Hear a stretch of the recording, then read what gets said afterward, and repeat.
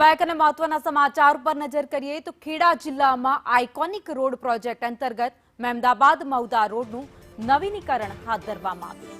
લાંબા સમયથી તૂટેલા બિસ્માર રોડ પર સ્ટેટ રોડ વિભાગ આખરે જાગ્યું છે અને ડામર પેવરની કામગીરી યુદ્ધના ધોરણે શરૂ કરી દેવામાં આવી। બીજી તરફ ખેડા જિલ્લામાં ₹300 કરોડના રોડ મુદ્દે વ્યાપક તપાસના આદેશ પણ આપવામાં આવ્યા। મહેમદાબાદથી આપણા ગામ ડાકોરને જોડતા આઇકોનિક રોડના સંદેશના અહેવાલ બાદ હવે તંત્ર દોડતું થયું હોય તેવા દ્રશ્યો સામે આવ્યા છે। કલાકોની અંદર સંદેશનો જે ધારદાર અહેવાલ દર્શાવવામાં આવ્યો હતો, જેની અંદર મૌદાના પૂર્વ ધારાસભ્ય ઇન્દ્રજીતસિંહ પરમાર દ્વારા ગંભીર આક્ષેપો આ આઇકોનિક રોડમાં ભ્રષ્ટાચારને લઈને કરવામાં આવ્યા હતા।